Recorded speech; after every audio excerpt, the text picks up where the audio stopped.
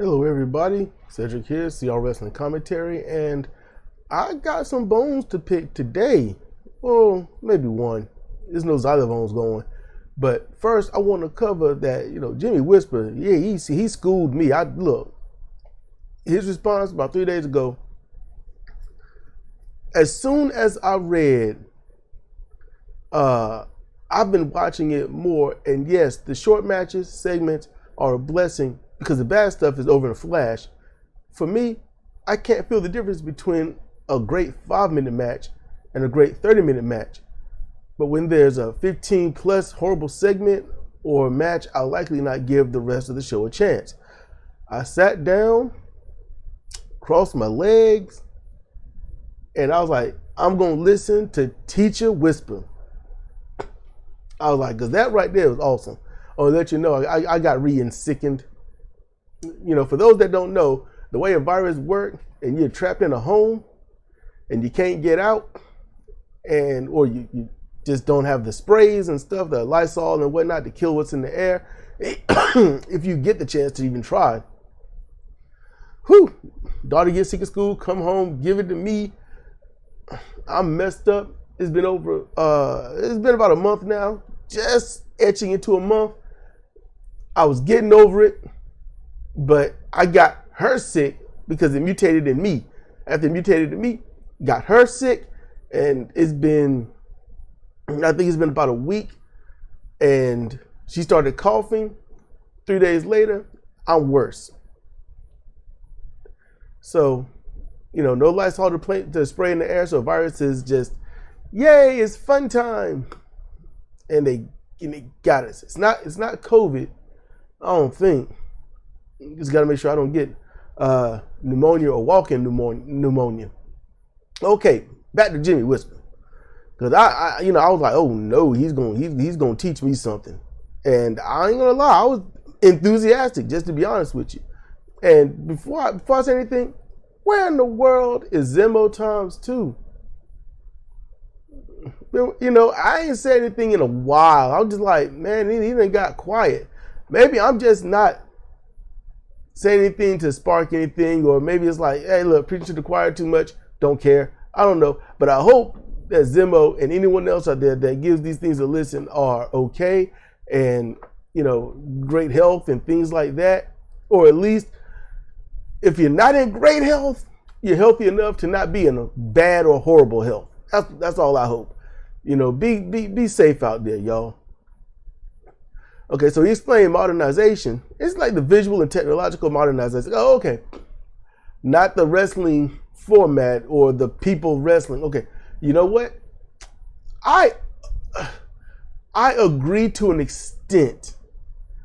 Because for me, when I see that old school wrestling style for people like me, I'm like, man, I remember the small NWA crowds in that small arena.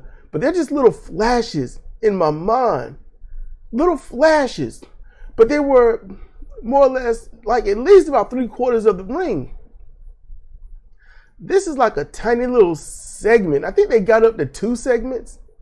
I'm like, you think nobody wants to watch wrestling? Nobody wants to watch better wrestling? Man, the people are there. You're just not putting the tickets out there for them. So I agree with you, Jimmy. They don't need to brighten the arena or the studio that they're in, but they should have a better technical aesthetic and things like that. It should be, it should look like it's new. It shouldn't look like the ring was used and then pulled out of a garage, after 40 years. I get you. And, I think we're on the same page.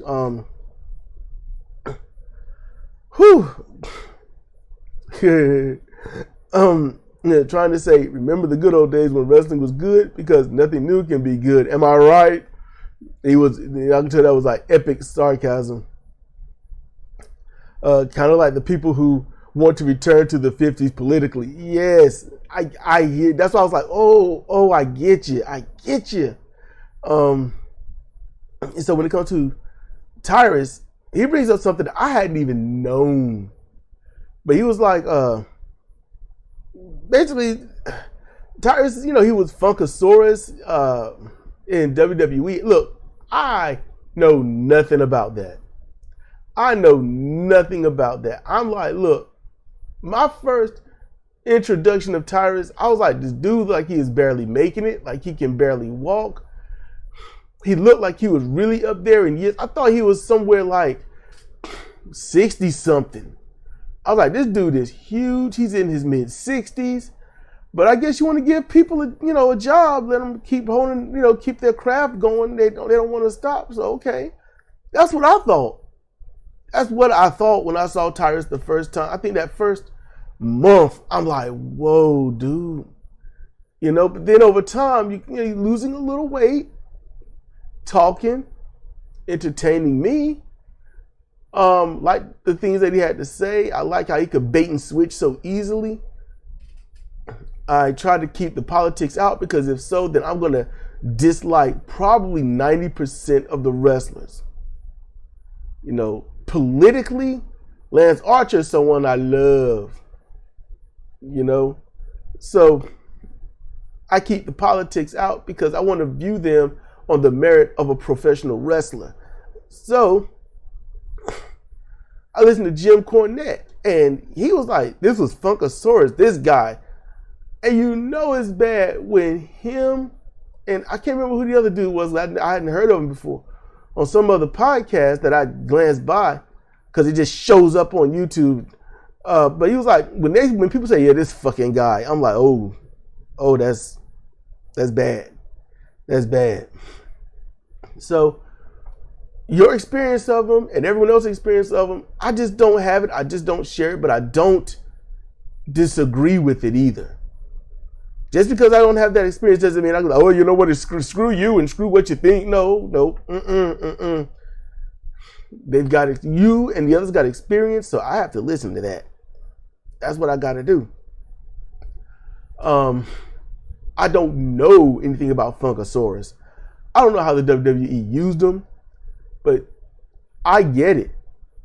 You want someone to be taken as a legitimate champion. You want that seriousness. You got these legends that have died or, they're advanced in age or something like that held these belts, defended them, fought for them, that shed probably 5 times their body weight in blood, battling for them just to put on a great show for the people to love and remember.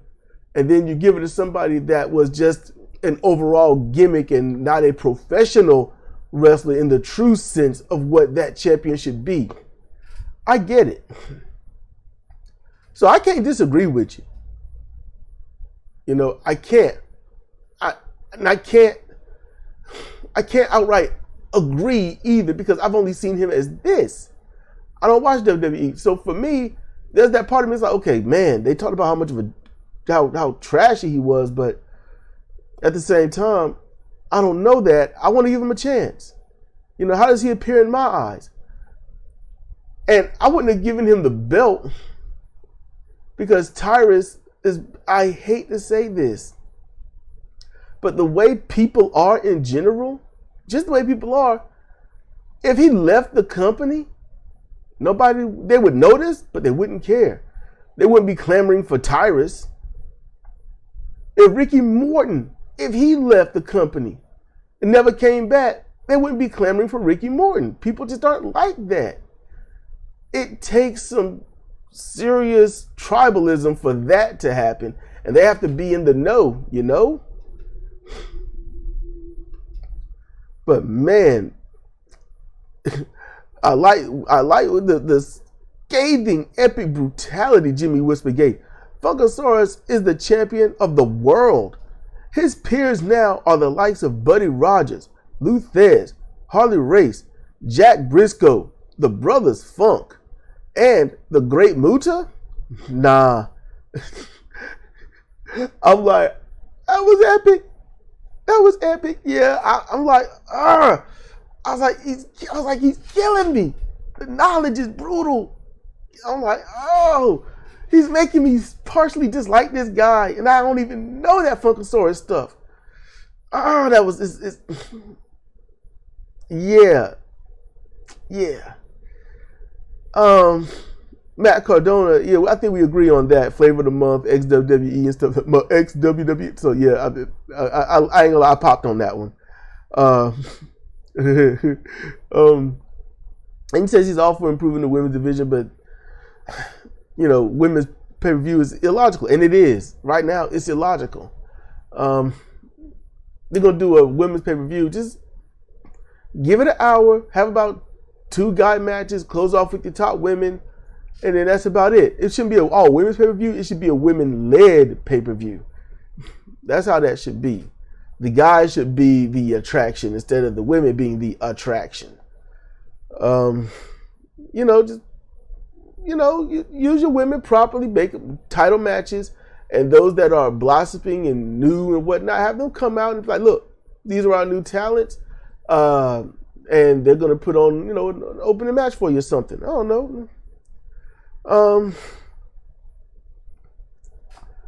And he talked about speed. He says, speed training seems the norm from my minimal experience, but take that with a grain of salt. And thanks, I appreciate it. But man, I appreciate you appreciating the appreciation of the appreciation. That's what I appreciate. Like I say, you leave your comments, even if I disagree or don't thoroughly understand. I ain't gonna bite your head off. Educate me. I don't mind somebody, schooling me on something so long as I can, learn from it. It be noob. I'd be like, yeah, thanks, dude. You really showed me, dumb. Like, yep. So, okay. Now the next one I want to go over, I watched Dynamite. It took a little bit, but I watched Dynamite.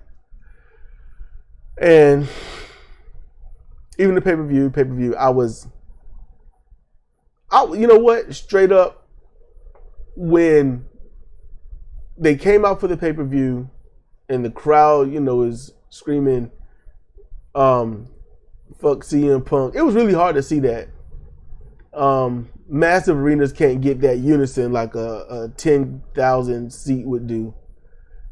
So people don't know how to get their stuff right. And then when it was a little bit of the fuck the Bucks or something on the pay-per-view, it was basically from the same crowd. So that ain't taking it with a grain of salt. That's just saying I don't want that level of medicine and keep it away from me. That's what that is. Ain't no way to flavor stupid. It just isn't. When you got the same level of people shouting opposite things, that's good grief. The wrestlers can't feed off you if you're serving a mixed meal.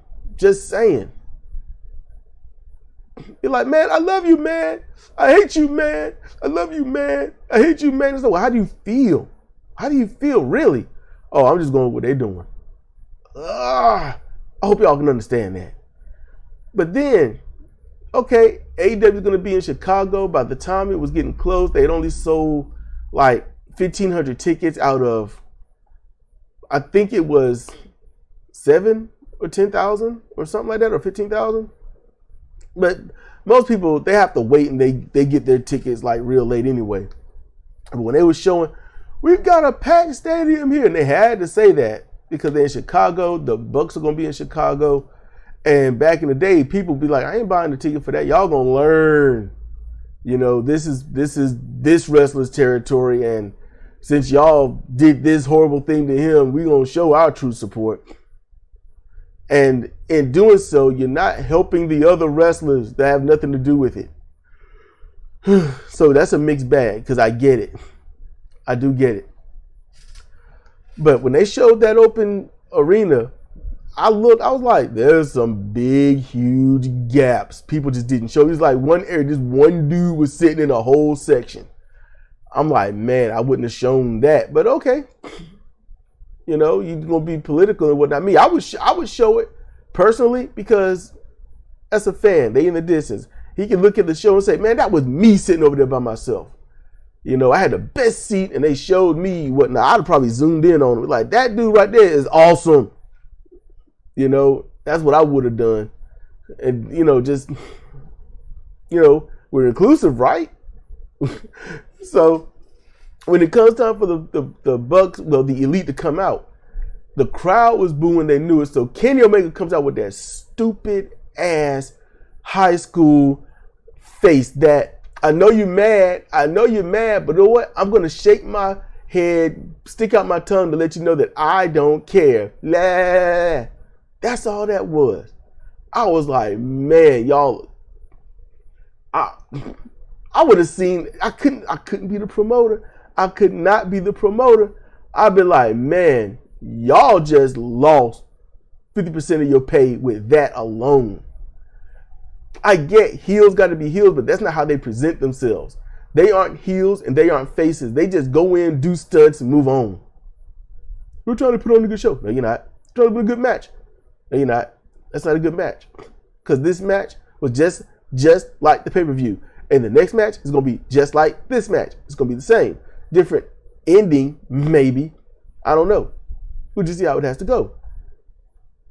Then, Kenny Omega. Okay, the investigation, is widely known. Kenny Omega got bit. Somebody bit him.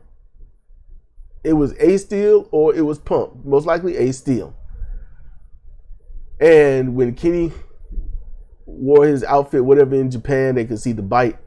So he decides to go and bite one of Death Triangle on the arm. Just get the arm and bite it. And the commentary could barely cover that up. Oh, wow, that's very uncharacteristic of Omega. Yeah, because he's spitting in CM Punk's face. He's spitting in. Did Tony Khan know that this was going to happen? Nope. I promise you that. Oh, yeah, we're going to go out and put on a good match. But then all this other stuff, they can call stupid on the fly, but they can't call a match on the fly. So they do that. They try to mimic the go to sleep. They try to do that, which was not innovated by CM Punk, just to let y'all know that. Doing that, it's like, are you kidding me?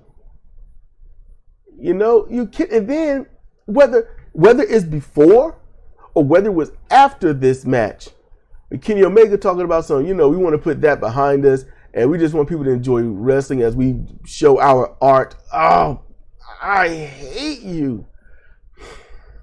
I do not like Kenny Omega. I am glad he is someone that I will never have to meet. Because you can't sit there and beforehand say, hey, we want to put all this behind us. That's done. They've closed it. Nothing new will be seen or heard of. We're going to just go out there and do our thing and move on. And then go out there and then bring up all the other stuff. That's horrible. Or go out there and do that stuff and then later say, yeah, we want to put it behind us. Yeah, after we've mocked you, they remind me of these idiots.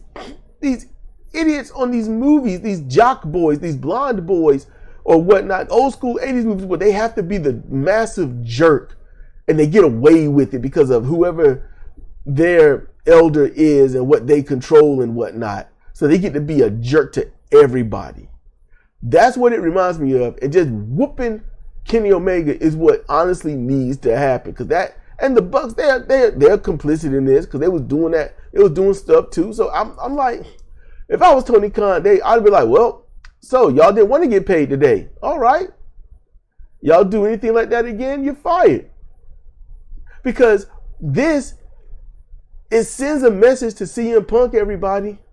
It does. It sends a message and it says, I'm going to screw with you no matter where I am and what I do. And Punk can say, this is harassment. They're antagonizing me. Because this is legal. This ain't, this we must be men and handle it the way men would handle it. No. Once that mess turns legal, you better be lucky if hope that CM Punk don't turn vindictive. Because he can turn every little bitty thing into a multi-million-dollar lawsuit. And instead of being wrapped up in one big case like some people like to think, no, it's, I'm taking him to task on this. I'm taking him to task on that. I'm taking him to task on the allowing of such and such and such. He can legitimately bankrupt Tony Khan from all the comments and the stuff that's going on in the ring, he could potentially bankrupt him and say, you are making such a mockery of me, nobody else would hire me. Therefore, you are costing me money. It's slanderous. CM Punk got all this in control right now.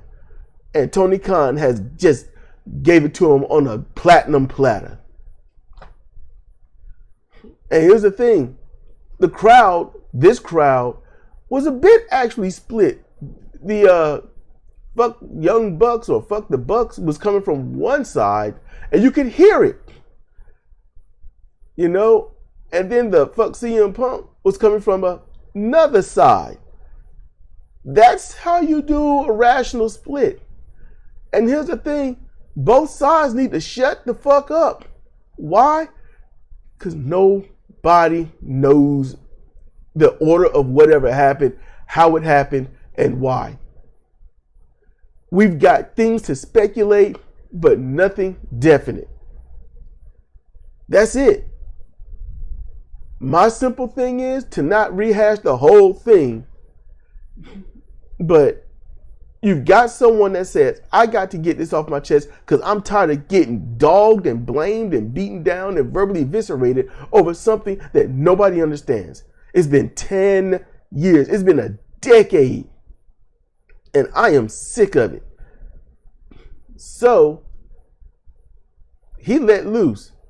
Tony Khan should be like Punk, no, please, no, not now, not here. He could have. Punk, we're beyond apologies. If you got a problem with me, come to my room. We'll settle it. Gassed up, ready to go. And they went. Now, one of them idiots could have been like, wait a minute, we're top notch in this company. You're mad, and move on. Nope. Because Punk went out there and said, I work with children. And he do. Because when you look at the Young Bucks, they look like high school people that could not graduate and the school would not kick them out. I'm not playing around. Look at them. Look at their faces. Look at how they stand. Look at the way they dress. It's like the high school just refused to kick them out. Punk looked like he was too old to be in the ring. He needs to, color that up. But that's just how I'm saying. I'm just calling this out the way it should be. I wasn't against or for the Bucks. I wasn't against or for Punk. I'm just going on what they laid out. You can be a little, the way things look, the way that their quote unquote investigation went, if they even did one. So that's what I went on. I just want the thing to be done. And they settle things how they're going to settle it. And with Punk in a buyout, a contractual buyout, oh my goodness. I promise you, it keeps going up and up. To the point where Tony Khan will start saving money if he keeps Punk on the roster and say, y'all stay away from each other and let Punk do what he want to do with the talent he wants to do that with. Because that's the only way you're going to be able to save money, Tony Khan. Which I'd rather if he went by his actual name, Anthony, because I think that's a lot better than Tony. Not saying anyone named Tony is bad, just use your real name, man. It's marketable, honestly. Could be a wrestler, Anthony Khan. Sounds pretty cool to me. See, I'm not a fan of Tony Khan. I don't like him at all. I really don't. He's proven to be a coward.